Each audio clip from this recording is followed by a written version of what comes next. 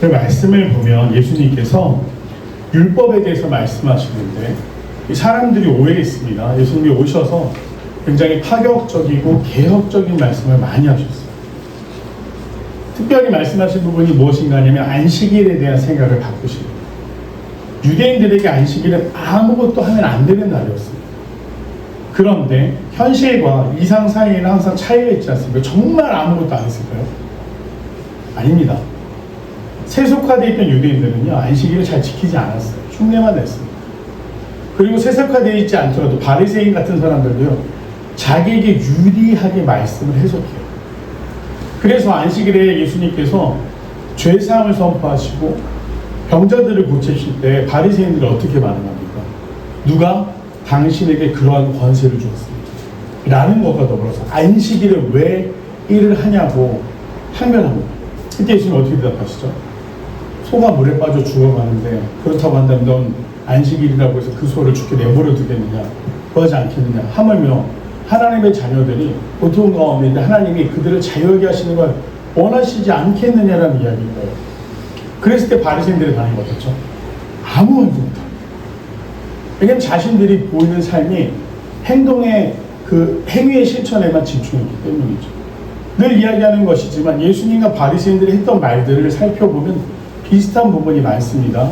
그러나 오늘 예수님과의 차이점이 바로 거기 있는 거죠.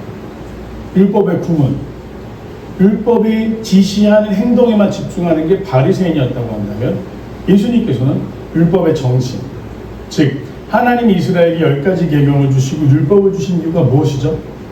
죄에서 떠나 나와 가까이 하라.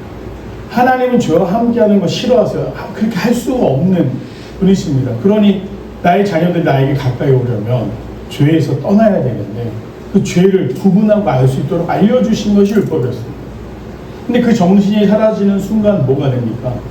법은 구속하는 그냥 도구가 되어버립니다. 지금 입법부가 굉장히 우리나라도 논란과 문제에 쌓여 있습니다. 저는 한 가지 안타까운 게 있습니다. 지금 어떤 대통령에 대한 입장을 이야기하고 싶은 것은 아니고요. 이 사람들이 법을 만들 때 무슨 생각으로 만들까? 규제가 많고 제약이 많아지는 게 좋은 게 아닙니다. 법으로 다 해결하려고 하다 보면 어디선가 부딪히게 돼 있어요. 그럼 나중에 후대에 그것이 문제가 돼서 또 박군에 반해가지고 싸움이 돼버리는 거예요. 법이란 게 사람들이 공동체를 이루고 살아갈 때 있어서 최소한의 규칙이어야 되는데 너무나 사람들을 구속하는 도구가 되어버렸어요. 법대로 해. 이 말만큼 비겁한 말은 없습니다. 우리가 윤리적인 사람이라고 한다면, 우리가 말씀대로 살아가는 사람이라고 한다면 법이 무슨 필요가 있겠습니까? 정직하고 경건하고 이웃을 사랑하고 하나님을 사랑하는 사람들이 이 땅을 살아가는 방법이 세상 사람들처럼 속이고 빼앗고 감추고 한 것을 안 한 것처럼 그렇게 이야기하겠습니까? 그렇지 않다는 겁니다. 예수님은 내가 온 이유 그리고 내가 와서 이루고 싶은 하나님의 나라는 율법을 없애거나 바꾸거나 어떤 새로운 어떤 질서를 가지고 오는 것이 아니라 그 율법이 율법으로서 가치를 지킬 수 있도록 온전케 하기 위해 오셨다는 걸 이야기합니다. 즉 하나님이 하나님의 백성들이 죄를 떠나 가까이 오기 원하신다. 그것을 이야기하고 싶으셨던 거죠. 내가 율법이나 선지자를 폐하러 온 줄로 생각하지 말라. 폐하러 온 것이 아니라 완전하게 하려 합니다. 여기서 온 줄로라는 말은 주로 선지자들에게 했던 말입니다. 누군가 보내서 왔다는 이야기 아니겠습니까? 하나님께서 보내셔서 우리에게 온 사람들, 그 사람들을 선지자라고 했습니다. 예수님이 그렇게 오신 목적이 율법을 폐하는 것이 아니라 완전하게 하려 합니다. 내가 진실로 너에게 이르노니 천지가 없어지기 전에는 율법의 1.1도 결코 없어지지 아니하고 다 이루리라. 율법을 안다는 사람들은요, 그 율법을 자기에게 유리하게 해석했습니다. 이용했다는 거예요. 다른 사람들을 핍박하거나 그 사람의 권위나 지위나 그 사람의 역할을 축소하기 위해서 율법을 자기들의 입맛에 맞춰서 해석합니다. 글자를 바꾸지는 않았지만 이 해석에 따라서 이런 이야기가 이렇게 될 수도 있고 저런 이야기가 옳지 않은 이야기가 옳은 이야기가 될 수도 있는 거죠. 그 부분에 대해서 예수님이 지적하시는 거예요. 1.1핵도 사라지지 않는다. 나는 이 땅에 하나님의 보내심을 받아 왔는데 내가 원하는 것은 율법을 바꾸거나 자신들에게 유리하게 해석해서 오염시키는 게 아니라 나는 율법이 하나님의 사랑으로서 온전히 이 땅 가운데 세워지게 하기 위해 왔다라고 말씀하시는 거죠. 이게 바리새인들과의 차이점입니다. 사람들이 우리가 흔히 사회 지도층 인사들에 대한 불신이 굉장히 큽니다. 특히 법 쪽에 종사하는 사람들에 대해서 법을 이용하는 사람들. 우리는 법을 몰라서 그냥 그러려니 하지만 그 사람들은 법을 너무나 잘 알기 때문에 자기에게 불리한 건 감추고 유리한 건 확대시키는 그런 인식이 있지 않습니까? 네. 그래서 오늘 이 말씀을 보면 예수님이 그런 모습으로 살아가고 있는 율법 교사들이나 바리새인들에게 경고하고 계십니다. 너희들이 사람들의 눈을 감출 수 있지만 하나님은 아신다. 내가 이것을 잘했는지 잘못했는지는 누가 제일 잘 압니까? 자기 자신이에요. 그들이 부끄러워하고 회개했다고 한다면 하나님이 기뻐하셨을 텐데 그들은 그렇지 못했습니다. 예수님의 이야기를 도전과 또 자신들을 비난하는 이야기를 들었기 때문에 그들은 온전히 받아들이지 못했습니다. 그래서 예수님은 권면하십니다. 내가 너희에게 이르노니 너희의 의, 너희의 정의, 너희의 기준이 서기관이나 바리새인보다 낫지 못하면 결코 천국에 들어가지 못하리라. 그걸 자신들의 마음대로 이용해서 그저 자기가 거룩한 척하는 사람들보다도 우리가 낫지 못하다고 한다면 천국에 들어갈 수 없다라는 이야기를 하시는 것이죠. 우리도 소망하기는 우리가 말씀을 사모하는 일을 예수님의 이 산상수훈을 통해서 깨닫게 되는 진리가 말씀을 누군가를 공격하는 도구 혹은 나를 위해서 포장하는 도구로 쓰는 것이 아니라 말씀 그대로 죄에서 떠나 하나님과 가까이 하고 있는 도구를 쓸 수 있는 저와 여러분이 되기를 간절히 소망합니다. 그리고 나서는 태도에 대한 얘기를 하시는데 이 뒤에 몇 가지 구문들이 다 태도에 대한 이야기입니다. 간음에 대한 이야기도 나오고요. 맹세에 대한 이야기도 나옵니다. 예수님이 산상수훈을 말씀하시면서 삶의 지침을 주시는 것이죠. 그리고 첫 번째로 등장하고 있는 것이 노하지 말라. 그런데 근래 저희들의 이 기도 나눔과 삶의 나눔을 보면 노함에 대한 이야기가 상당히 많았어요. 사람은 감정적일 수밖에 없습니다. 특별히 어느 순간에 그 감정의 경류를 느끼십니까? 저는 내가 어떤 때 화를 내지? 라고 자기 객관화를 많이 하려고 노력하는 편입니다. 제가 봤더니요, 두 가지. 거절당했을 때 화를 내더라고요. 그 또 하나는 굉장히 통제 욕구가 강한 사람인가 봐요. 내가 말했는데 그것이 상대방이 지켜지지 않을 때, 특히 대상이 누군지 아시겠죠? 자녀들이 말을 안 들을 때 엄청나게 화를 냅니다. 분명히 저는 그 아이의 잘못된 행동을 고쳐주고 싶은데 나중에 내는 이유는 뭐냐가 하면 만약에 저희 아이가 사탕을 훔쳤다. 그럼 너 훔치면 안 돼. 라고 이야기를 해야 되는데 내가 훔치지 말라고 그랬는데 왜 훔쳤어? 그리고 분노이가 보면 내 말 안 들었다는 걸로 온갖 핑계와 이유를 대고 아이에게 화를 내고 있는 거죠. 그런데 그 분노가 정당화가 그렇지 않아요. 참 후회할 때가 너무나 많습니다. 예수님은 이 공동체의 삶에 대해서 설교의 말씀을 하시면서 왜 감정에 대한 분노에 대한 얘기를 먼저 하시는 건 아니니 이것이 우리가 제일 쉽게 넘어지는 부분이기 때문입니다. 사람들마다 화를 내는 방식은 다 달라요. 어떤 사람은 소리를 지릅니다. 어떤 사람은 물건을 집어던집니다. 어떤 사람은 욕설을 합니다. 또 반대로 어떤 사람들은 아무 말도 하지 않습니다. 피하거나 외면해버리는 거죠. 또 어떤 사람들은 그냥 그걸 자기 안으로 삼키다 병이 되기도 해요. 이 감정의 문제에 대해서 예수님은 이렇게 말씀하십니다. 옛사람에게 말하는 바 살인하지 말라. 누군지 살인하면 심판을 받게 되리라 했다는 것을 너희가 들었으나 나는 너희에게 이르노니 형제에게 노하는 자마다 심판을 받게 되고 형제에 대해 나가라 하는 자는 공회에 잡혀가게 되고 미련한 놈이라 하는 자는 지옥불에 들어가게 되고, 바로 예전에 있었던 율법에서는 살인이라는 죄는 살인으로 갚으라고 그렇게 명령했기 때문에 율법에서는 그렇게 말하지만 오늘 예수님이 하시는 말씀은 율법적인 그 텍스트에 있는 한 대로 갚아주라는 말이 아니라 뭐라고 이야기를 하시냐면 형제에 대해서 노하지 말라라고 이야기를 했어요. 근데 사실 노하고 싶어서 노하는 사람은 어디 있겠습니까? 그런데 우리가 이 문제를 제일 먼저 잘 묵상하고 생각해 보면 깨달을 수 있는 한 가지 원리가 있습니다. 내 감정에만 충실하면 쉽게 분노에 사로잡힙니다. 하지만 지금 이 상황 가운데 하나님이 내가 어떤 행동을 하기 원하시는가, 또 상대방은 나에게 무엇을 기대하는가를 생각을 하면 우리는 쉽게 분노에 빠지지 않을 수 있다. 말은 쉬워요. 이렇게 설교를 하면 저도 쉽게 화를 내는 사람 중에 하나입니다. 네. 그래서 참 부끄러운 이야기 같지만 내가 내 감정에 사로잡히지 않으려는 훈련도 없이 노력도 없이 그냥 말씀대로만 기억한다?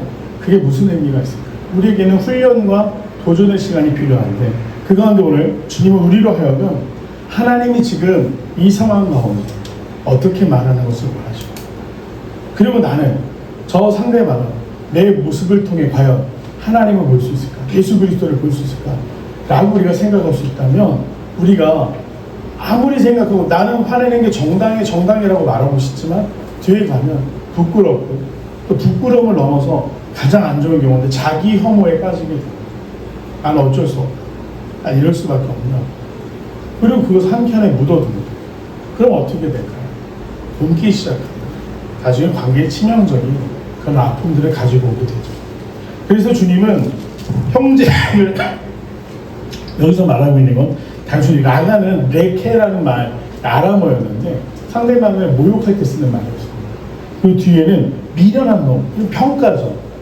생각도 제대로 못하고 네 행동이 결국에는 네 생각이 정말 수준이 낮고 너무나 답답하다, 어리석다, 이렇게 욕하는 사람들이 왜 잡혀가게 될 것이다 라고 이야기를 하는가 하면 이 감정과 감정이 부딪힐 때의 결과는 파괴적이다라는 이야기를 하고 있습니다.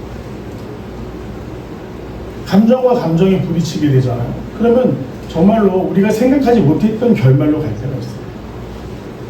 원래 의도는 상대방의 행동이나 말을 바꾸는 거였는데 감정이 거기에 끼어들게 되면 성공할 수 있을까요? 아니요. 전혀 별개예요.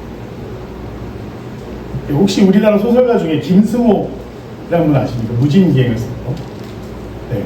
굉장히 그 무진기행을 썼을 때는요, 대한민국에 이런 작가가 있을까 정도로 인정을 받으셨어요. 그리고 절필을 오랫동안 하셨습니다. 근데 그분이 노년에 제가 이제 대학 재학 중일 때 저희 문학 강연에 오셨는데 크리스찬이 되십니다. 그분이 첫 강단을 거의 그날은 강연회가 아니라 간증 집회였거든요. 근데 김승호 선생님이 하시는 말씀이 내가 은혜를 받으니까 글을 못 쓰겠어 이런 얘기를 하시면서 네. 쭉 해오셨던 이야기가 한 가지가 뭔가 하냐면 감정에 대한 이야기였어요. 내가 예수를 믿고 술이 싫어지고 그리고 전에는 유흥업소에도 엄청 많이 가셨대요. 근데 그런 모든 것을 끊을 수 있었는데, 그리고 제일 좋은 건 아내랑 더 이상 싸우지 않아도 될 수 있었던 일이 뭐합니까? 자기의 말과 행동이 변했기 때문입니다. 그래서 그분이 무슨 이야기를 하셨냐면 대화는 항상 원치 않는 방향으로 간다 라는 이야기를 하셨어요. 저도 굉장히 공감했어요. 동생이랑 뭔가 싸우다 보면 어린 시절에 항상 보면 그 문제를 해결하는 게 아니라 서로 비난하다가 결국 누군가 엄마한테 먼저 고자질하게 돼요. 엄마, 얘가 이래요. 아빠, 제가 저랬어요. 형이 그랬어요. 오빠가 그랬어요. 그럼 어떻게 되죠? 정의가 실천되는 게 아니라 둘 다 혼납니다. 참 어리석은 일이죠. 그런데 그걸 반복해요. 내가 이 대화를 잘 이끌어 나갈 수 있다? 사실 우리가 확신할 수 없어요. 거기 감정이 끼어드는 순간 원래 하려고 했던 말은 저 멀리 사라지고 그 행동, 비난하는 말, 갑작스럽게 튀어오는 예전의 기억, 이런 것들로 그 대화가 엉망진창이 되기 쉽습니다. 만약 이게 교육 공동체 가운데 그런 일이 생긴다면 어떻게 될까요? 과연 화목한 공동체가 말할 수 있겠습니까? 누군가를 비난하고 누군가의 잘못을 이야기하고 나만 옳다라고 말하는 거 예수님이 원치 않으신다라고 이야기하십니다. 누군가를 비난하기 이전에, 그 말을 하기 전에 하나님이 그것을 싫어하신다, 너희가 깨달았으면 좋겠다. 이 말씀을 묵상하면서 굉장히 많은 반성을 했습니다. 어젯밤에도 노래 하나 정하고자 좀 잘하지 그래 서로 그 와중에 나는 안 나갈래요 이런 놈도 있어가지고 넌 하지마 막 이러고. 네. 너무나 안타깝죠. 제가 이 말을 할 자격은 없는 사람입니다. 그럼에도 불구하고 이 자리에 서서 하나님이 우리를 향해 무엇을 원하시는가 하면 화목하길 바라십니다. 오늘 이 말씀의 목적은 화목한 가정, 화목한 공동체가 되라고 말씀하십니다. 예물을 제단 앞에 두고 먼저 가서 형제와 화목하고 구유에 와서 예물을 드리라. 형제와 원망하는 일이 있었습니다. 여기서 형제는 단순히 피부치 친족만 말하는 것이 아니라 주변에 있는 사람들과 싸웠어요. 예배 드릴 때 마음이 평안하십니까? 어린 시절에 제가 이제 동생이랑 부모님 따라서 63 빌딩을 간 일이 있었어요. 정말 신기하더라고요. 엘리베이터가 올라가도 끝이 없는데 제가 그런 거 약간 무서워해서 저는 뭐 밑에 보지도 못했어요. 근데 제 여동생은 막 신나는 거예요. 올라갔어. 만화경이라고 아시나요? 100원 넣으면 어떤 그 슬라이드가 막 넘어가면서 어떤 만화 스토리가 나오는 게 그 전망대에 있더라고요. 근데 제가 이제 만화경을 보고 싶은 걸 딱 놓고 동전을 넣고 막 신나게 보고 있는데 동생이 나도 좀 보자고 확 밀어내는 거예요. 저리 가! 하고 저도 동생을 밀쳤어요. 그러니까 얘는 막 저는 그 사이를 계속 보고 있고 얘는 이제 엄마 오빠가 나 밀쳤어 이러러 가는 거예요. 오늘 제가 나는 거죠. 왜 동생을 밀쳤냐. 근데 그 순간에 하나님 좀 좋은 마음을 주셨어요. 쟤도 얼마나 보고 싶었을까. 밀친 게 제가 너무 미안한 거예요. 그래서 제가 미안해 잘못했어 인정을 했어요. 근데 며칠 뒤에 또 고자질을 하는 거예요. 너무 화가 나가지고 동생 머리를 탁 때렸어요. 그랬더니 내 세포가 몇 개나 죽는지 알아? 며칠 동안 제 몸속에서 화해도 못하고 그렇게 지냈던 기억이 있어요. 어렸기 때문이죠. 내가 잘못한 거 생각도 안 하고 조금만 돌이켜보면 동생이 보고 싶었구나 이해하면 됐었고 기다려주면 됐었던 일을 내 동생은 이 슬라이드를 보고 있는 만화보다 훨씬 귀한 존재인데 내가 그걸 좀 못했구나 라는 깨달았어요. 그 주일이 됐습니다. 갑자기 동생이 오더니 오빠 이거 화해하자 이러는 거예요. 저는 사실 잘못했다는 생각을 했지만 걔가 먼저 화해하자고 하니까 옳지 승기를 잡았지 않습니까? 그런데 왜? 그랬더니 동생이 이야기를 합니다. 주일학교 선생님이 예배 올 때 싸운 일이 있으면 가서 화해하고 오라고 그랬어요. 그때 제가 얼마나 은혜를 받았는지 어린 시절에 참 미안했어요. 그게 성경 어디에 나오는데 잘은 모르는데 그런 얘기가 있대요. 그러더니 동생이랑 사과하고 교회 손잡고 갔습니다. 근데 참 어린아이들의 어리석은 이야기 같지만 어른이 돼서는요 화해하기 더 어렵습니다. 쉬우십니까? 화해 우선 조건이 되는 게 뭐죠? 내가 잘못했다고 인정을 해야 돼요. 근데 되시나요? 그래서 보통은 덮어놓고 넘어가거든요. 저도 뭐 아내랑 말다툼을 했습니다. 그러면 화해를 해야 되는데 타이밍이 참 애매해요. 먼저 말하기는 싫고. 그러다 꼭 그럴 때 이제 제가 좀 비겁하게 하는 행동이 있어요. 라면을 끓인다든지 맛있는 음식을 먹을 거야? 그 식탁의 자리를 아내가 나오면 이제 화해를 받아들이겠다는 거. 아니면 더 냉랭해지는 거죠. 그럼 에이 이거 괜히 버리고 그런 일들. 내가 나의 잘못을 인정하는 거 정말 쉽지 않은 일이에요. 그런데 오늘 예수님은 예수님 앞에 나오는 형제와 자매들, 가족들, 사랑하는 친구와 친지들이 어떻게 왔으면 한다라고 말씀하시는 거예요. 그 감정에 사로잡힌 채 그 앙금이 사라지지 않고 가시도 친 모습으로 나오는 게 아니라 오늘 말씀에 보면 화목하라고 우리를 향해서 권면하고 있습니다. 저희가 나눴던 나눔들 때문에 이 본문을 정한 게 아닙니다. 산상수를 쭉 사순절 기간 동안 하고 싶어서 하는데 근데 은혜인 것 같아요. 저희도 나눔 중에 그런 것들이 있었죠. 토요일이 가장 위기다. 또 토요일 지나면 언제 위기냐면 주일 끝나고 집에 갈 때 은혜를 받은 만큼 지키고 싶은데 생각하지 않았던 또 감정의 소용들이 일어날 때가 있죠. 그러나 그때 우리가 이런 이제 오늘부터 같이 도전했으면 하는 거죠. 하나님이 지금 내 모습을 보신다면 어떻게 말씀하죠? 상대방이 내 모습 속에서 내 말 속에서 예수님을 느낄 수 있을까? 그 두 가지 질문을 계속해서 나에게 질문하는 훈련이 시작된다면 아마 우리는 지금보다 훨씬 더 화목하고 웃음소리가 넘칠 수 있는 그런 가정 또 관계를 만들어갈 수 있을 것이라고 믿어 의심치 않습니다. 주님은 우리를 향해서 화목하라고 명령하셨어요. 그 명령에 순종하시면서 아름다운 믿음의 가정들을 이루어가시기 원합니다. 또 한 가지 25절과 26절의 말씀을 보면 고발하는 자에 대해 이야기를 하면서 빚진 것이 있으면 다 갚아라. 안 그러면 그가 너를 옥에 넘겨줄까 걱정이 된다라고 말씀하시는데 이것은 단순히 채무관계를 의미하는 게 아닙니다. 내가 누군가에게 상처를 줄 만한 그런 일들, 어떤 원인들, 그런 것들을 제공하지 말라고 하는 거죠. 믿음의 사람이면 가장 윤리적이고 어떻게 보면 가장 사랑이 넘치는 모습으로 살아야 되는데, 오늘날 교회가 사람들 향해서 손가락질 받는 이유가 한 가지 있죠. 집단 이기주의라는 부분입니다. 교회는 공동체, 즉 우리가 결속하고 하나 되고 하나의 목적을 위해서 모여 하나님 앞으로 나아가는 그런 조직, 기관입니다. 우리의 목적은 무엇이죠? 온전히 이 땅 가운데 하나님 나라를 이루는 일, 하나님의 말씀대로 사는 일. 그런데 이게 잘못될 때에는 집단 이기주의처럼 보여질 때가 있습니다. 뭐 대부분 요새는 교회를 혐오시설로 부른다는 말에 가슴이 너무 나빴어요. 왜 혐오시설이라고 부르는지 아십니까? 첫 번째, 교회가 들어오면 주차난이 생긴대요. 그래서 사람들이 싫어한다고 합니다. 그래서 신도시 같은 경우는 아예 어떻게 하죠? 종교 부지를 따로 주지 않습니까? 근데 미봉책이죠. 실질적으로 교회가 더 많기 때문에 참 힘든 부분입니다. 계속해서 이제 교회 주중에 손님들이 오실 때가 있어요. 근데 제가 참 설명하기가 힘든 게 주차할 데가 없으니까 눈치껏 주차하셔야 됩니다 이렇게 얘기를 하는데 참 죄송해요. 근데 현대사회에서 차량이라는 게 필요하니까 어떻게 해야 돼요? 근데 사람들은 교회가 들어오면 주차하기가 힘들어져. 그러면서 교회를 싫어해요.